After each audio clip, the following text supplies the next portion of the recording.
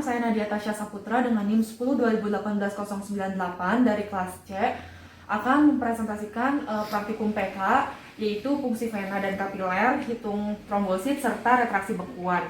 Pertama kita akan melakukan fungsi vena terlebih dahulu. Untuk alat-alatnya yang kita butuhkan ada tourniquet, kemudian spuit, dan juga alcohol swab.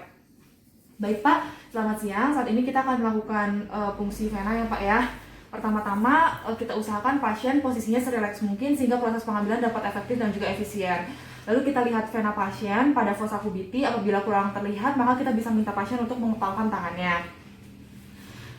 Kemudian kita pasang tourniquet. Pemasangan tourniquet ini tidak boleh terlalu kencang dan biasanya hanya dipasang dalam waktu maksimal 1 menit. Kemudian apabila sudah, kita lakukan asepsis dengan menggunakan bantuan dari alcohol swab dengan gerakan memutar menuju ke arah medial. Apabila sudah, maka kita buka spuit. Usahakan selalu buka spuit di depan pasien sehingga pasien tahu bahwa spuit yang digunakan adalah spuit yang baru.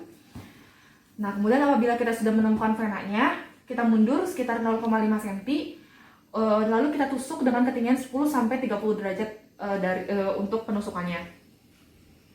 Kita tusuk dengan menggunakan tangan kanan. Pertama, bagaimana kita tahu bahwa prosesnya ini sudah benar? Yang pertama adalah kita akan merasa seperti masuk ke dalam lumen, dan yang kedua umumnya akan ada darah pada ujung dari spuitnya.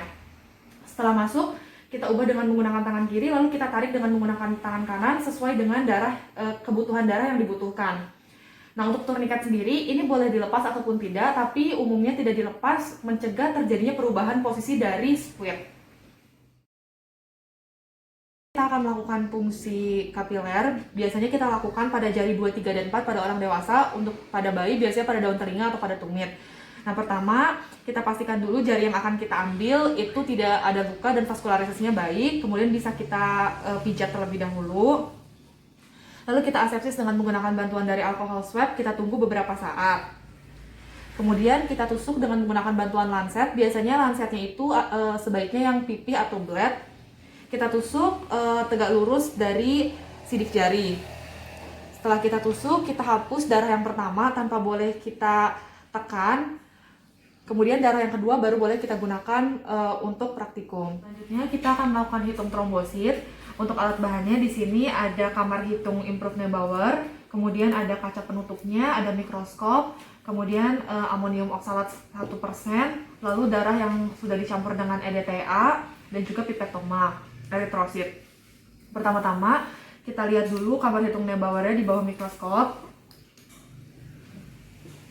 Setelah itu kita bilas terlebih dahulu pipetoma eritrosit dengan larutan amonium oksalat 1%. Tujuannya adalah agar darah tidak menempel dan trombosit tidak rusak. Kemudian setelah itu kita ambil darah yang telah dicampur dengan EDTA sampai batas 0,5.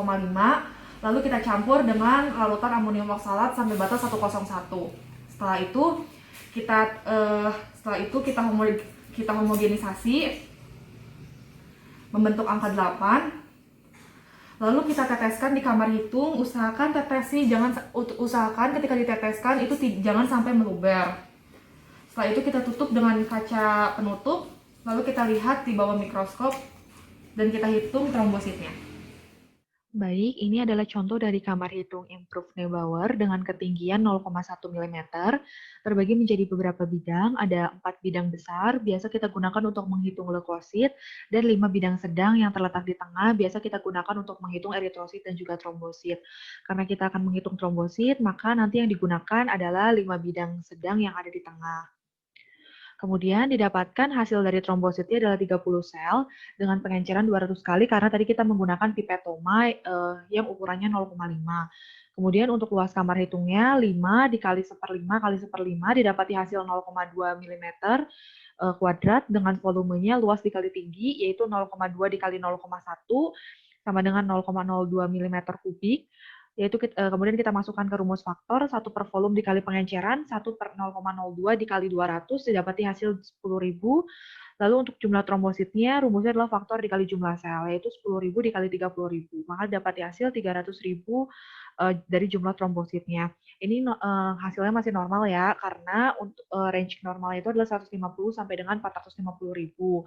Dimana kalau misalnya kurang dari itu, maka disebut trombositopenia, kalau lebih dari itu disebut trombositosis. Selanjutnya, saya akan melakukan pemeriksaan retraksi bekuan untuk alat dan bahannya. Pertama adalah tabung sentrifuge yang berisi darah 5 ml dan juga lidi. Pertama-tama kita masukkan lidi ke dalam tabung sentrifuge yang berisi darah sebanyak 5 ml, kemudian kita diamkan selama 2-3 jam. Setelah 2-3 jam, kita angkat lidi, lalu kita lihat konsistensi dari bekuannya. Untuk konsistensinya adalah kenyal. Selanjutnya kita juga akan menghitung berapa volume dari serum darah tersebut. Jadi kita masukkan tabung sentrifuge yang berisi darah ini ke dalam alat sentrifugasi.